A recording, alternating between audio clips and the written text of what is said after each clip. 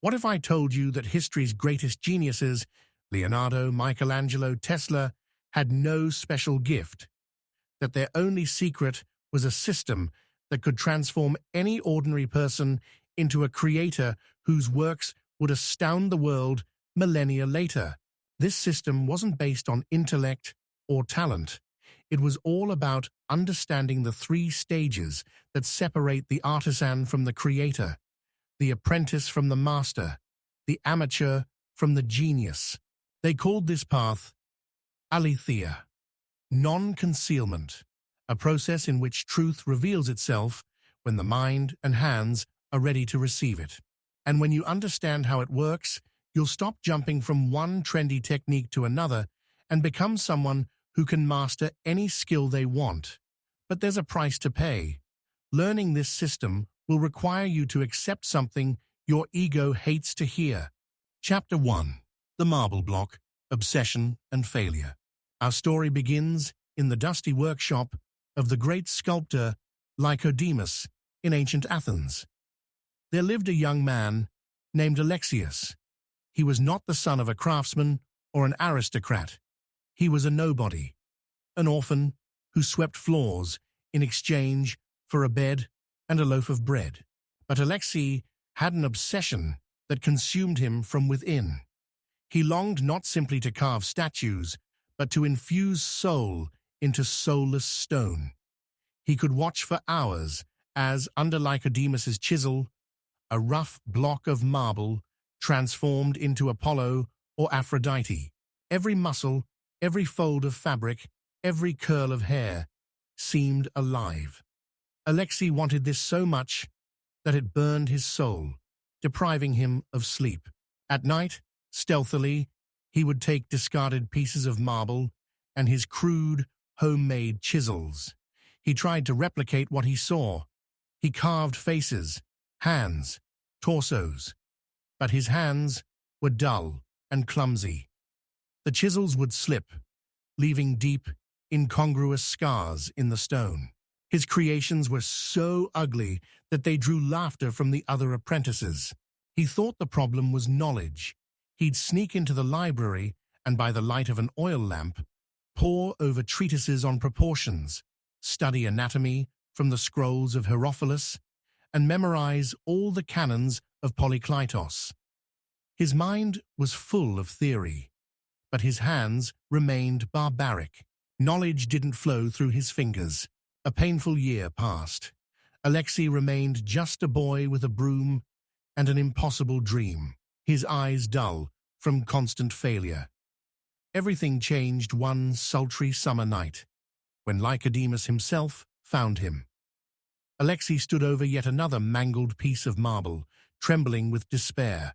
"You're not simply destroying my marble, boy," the master said quietly. His voice was calm, but each word fell like a hammer. "You're destroying the very possibility that slept within it." Alexei froze, overcome by a wave of shame. I'm learning, sir. I'm trying my best." Lycodemus lifted his failed sculpture, its distorted face a parody of humanity. "No, you don't learn. You bury your inability under a pile of useless effort. You think art is an addition. You try to add form to the stone, to force your pathetic vision onto it. But great sculpture isn't an addition. It's a liberation. You must strip away all unnecessary things, all your ego, all your expectations, to reveal to the world the statue that was already there, perfect and complete. These words changed Alexei's entire worldview. He spent a whole year wrestling with the stone, trying to conquer it, instead of listening to it. "Teacher," Alexei's voice trembled, and tears of despair and hope welled in his eyes. "How can I learn to hear the stone? How can I empty myself?" Lycodemus looked at him, and a glimmer of interest flickered in his gaze, accustomed to the centuries-old dust of marble. "There is a path, 3 stages. Skip one, and you will remain a craftsman forever. It is called Aletheia, kenosis, poesis, energia. 3 stagia, 1 goal, to become a conduit of truth. The next morning, the first, most difficult stage began. Chapter 2. Kenosis, the stage of devastation, ego death. Today begins kenosis, Nicodemus declared without preamble. Emptiness. This is the death of yourself. At this stage, you must forget everything you think you know. Your ego, your ambitions, your desire to create, your pain from failure, all this is noise that obscures your vision. You must become an empty vessel. Nicodemus led him to a gigantic, rough-hewn block of Parian marble. Your task for the next few months is not to create. Your task is to polish. Alexei received a grinding stone and water. His task was to make a single facet of this block perfectly smooth, not just flat, but mirror-like, to the point where the stone feels like silk or even like air under your fingers, where light falls on it without encountering the slightest resistance. Days turned into weeks. Alexei's hands became covered in bloody calluses, which later hardened into bark-like growths. His back ached from the constant strain, but worst of all, his mind rebelled. This is nonsense. I came to learn great art, not to be an apprentice. I'm talented, I can do more. He watched with envy as the other students sketched, learned to use chisels, and created their first, albeit clumsy, works. One day, his patience snapped. "Master," he exclaimed, throwing away the block. "When will we begin real creativity? I'm ready for more." Nicodemus slowly approached the block, not looking at it. He ran his aged but incredibly sensitive fingers over the seemingly perfect edge. "Do you feel this unevenness?" he asked. Alexei felt nothing, until your fingers learn to sense the slightest roughness, invisible to the eye, until your patience grows deeper and stronger than your vanity. You are not an artist. You are just a child waving a stick. Art is born in the silence of an empty mind, in a silent dialogue with the material, and you haven't even learned to listen yet. You're still screaming. Something in these words, in their merciless truth, humbled Alexei. He didn't just understand them intellectually, he felt them. He picked up the block and continued working. And then a month later, something strange happened. He began to truly feel the stone. He began to discern the slightest changes in its density, to sense its internal rhythm, its tension zones. His movements became smooth, precise, almost meditative. He no longer fought with the marble. He engaged in a quiet, almost friendly dialogue with it. When the edge was finally flawless, Nicodemus approached, touched it, and held his palm to it, as if testing the warmth emanating from it. He nodded. "Good. The vessel is empty. Your ego no longer resides within it. It is now ready to take form. You are ready for the second stage." Chapter 3. Kenosis, the stage of creation, the birth of the craftsman. Kenosis taught you humility and absolute sensitivity, Nicodemus said. You have emptied yourself. Now is the time for kenosis, conscious, disciplined, meaningful creation. Nicodemus placed a simple plaster sphere in front of Alexei. Your task is to copy it in marble, perfectly, without a single deviation, millimeter for millimeter. This wasn't just a sphere. It was a lesson in geometry, physics, humility, and obedience. Alexei learned to calculate the force of each blow, the angle of the chisel, and understand the stone's internal tension so as not to split it. He copied a sphere, then a cube, then a cylinder, month after month. No creative impulses, no "I'll do it like this." Only precise, almost mindless repetition of canonical forms. His mind, once rebellious, now calmed. It became a precise, well-oiled instrument. After 6 months of this practice, Lycodemus began teaching him to copy body parts, a hand, a nose, an ear, over and over again, dozens, hundreds of times, until his hands began to move with their own muscular wisdom without conscious thought. He could carve a perfect ear in his sleep. And then one day, while carving another plaster hand, Alexei realized he was no longer copying. He knew what a hand should look like. He sensed its anatomy, its bones, its muscles, the flow of life beneath the stone's surface. He didn't blindly follow the form. He followed the principle inherent in the form. He understood why. The curve had to be just so. Why? A convexity is needed here and a hollow there. You're beginning to see not with your eyes, but with your mind, Lycodemus observed, watching him. You've learned poses. You've mastered your craft. You're now a skilled artisan. And you know what? 99% of people stop right here.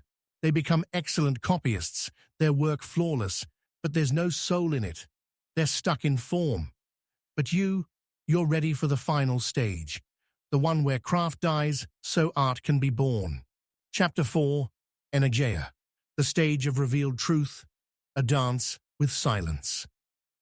Aletheia, said Lycodem, a note of awe creeping into his voice. It's not something you do. It's something that happens through you. It's the moment when the separation between artist, instrument, and material disappears. Technique disappears. Thought disappears. Only the revealed truth remains, bright and obvious. To achieve this, Lycodemus did something radical. He took away all of Alexei's sharpened, beloved chisels and gave him a single, old, almost dull chisel, the same one his grandfather had once used. Then he brought him to the quarry at the foot of Mount Pentelicon. Choose your rock, he said. Alexei spent the entire day wandering among the gigantic rough marble blocks. He touched them, listened to their cold surface, closed his eyes. He applied everything he had learned in kenosis, sensitivity, the ability to listen. And then he saw, in one of the blocks, in its unique veining, in its shape, in its energy, he saw more than just stone. He saw a nymph, frozen in mid-run, turning, breathless, to face her pursuer. This wasn't imagination. This was knowledge, coming from within the marble itself. The block itself told him its secret. He set to work. But now, he wasn't thinking. He wasn't choosing his techniques. His old, dull chisel had become a living extension of his hand, his will, or rather, the will of the nymph herself, yearning for freedom. He didn't carve it. He freed it, removing all unnecessary elements as he had once polished a cut. He followed the stone's inner rhythm, its promptings, its resistance, which was not an enemy, but an ally, pointing the right path. The work went on for weeks. Sometimes he would stand still for a whole day, simply staring at the boulder, and his comrades thought he'd gone mad. But he waited for the stone to speak to him again and tell him where to point the chisel. When the work was finally finished, he stepped back and froze. From a cloud of white marble dust, a nymph stared at him. She wasn't static. She was movement. The wind seemed to flutter her robes. The muscles of her legs tensed as she ran, and her wide eyes held both fear and fascination. She was alive. This wasn't just craftsmanship. It was magic, a miracle. Lycodemus approached and gazed silently for a long moment. Tears welled in the eyes of the old master, who had seen thousands of statues. Aletheia, he whispered, the truth has been revealed. It has come through you. You are no longer a craftsman. From now on, you are the master. Chapter 5. Your choice, your path, from stone to code. Alexei's story isn't just a beautiful legend about sculpture. It's a precise metaphor for mastering any complex skill in the modern world. Aletheia's principles are universal. Want to master programming and become not just a coder, but an architect? Kenotis. You empty your mind of the beliefs, I already know it all, and I don't need these old-fashioned rules. You meticulously, line by line, copy the code of the great masters. Clean, elegant functions, thoughtful architectures.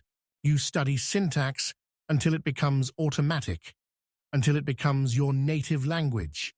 You kill your ego and accept that for now, you are an empty vessel. Posis. You begin to understand not just how, but why. You see architectural patterns, solid principles, and the laws of efficiency. You consciously combine approaches, creating your first projects strictly following best practices. You are a competent craftsman. Your code works and can be read like a book. Energy. You no longer write code. You think in systems. Solutions to the most complex, non-trivial problems arise naturally, intuitively, elegantly, and effectively. You create not just functional products, but works of digital art. You become not a programmer, but a creator of digital worlds. Code flows through you, like music through Mozart. Want to build a business, not just make money? Kenotis. You discard your brilliant and unique vision. You are humble. You meticulously study and copy a working business model right down to the sales scripts, funnels, email newsletters, and pricing principles. You become a perfect copy of a successful master. Posis. You begin to adapt the model to your audience, conduct experiments, A/B tests, analyze metrics, and understand the underlying economic and psychological principles that drive the market. You combine tactics wisely. Energy. You develop a sense of the market. You intuitively predict trends, sense the unspoken needs of your customers, and create breakthrough products and services that the world has been waiting for but couldn't articulate. Your solutions may seem like brilliant insights, but in reality, they are the manifested truth of your intuition. The truth our generation doesn't want to hear is that we're all stuck trying to start with Posis, or worse, jump straight into Aletheia. We've been sold the poisonous lie that self-expression, finding your path, and creativity are more important than the basics. We want to break the rules without knowing them. We fear the Kenotis stage, the stage of humble, patient, mindless apprenticeship, because it demands the public execution of our ego. We're ashamed to admit we know nothing, but it is in this emptiness, in this silence, after the death of the ego, that true, enduring strength is born. So, your journey begins today. Not tomorrow, not Monday. 1. Pick one skill, the one that will change your whole life. Not 3, not 5. 1. 2. Find your Lycodemus, someone whose mastery evokes awe in you, in person or through their work. 3. Enter Kenotis. Humble, precise, almost fanatical copying. No edits, no improvements, no opinions. Become an empty vessel. 4. Complete poesies. Deep study of principles, conscious experimentation, combination.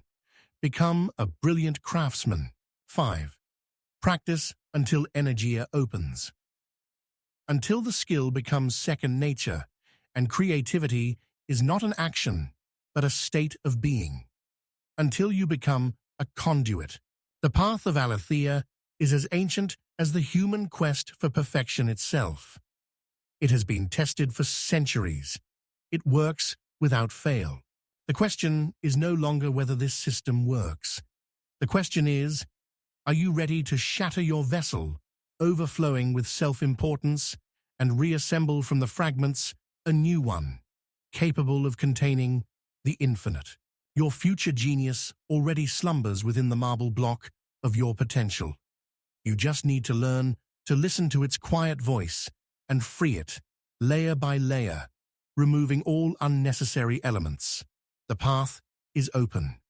Take the first step.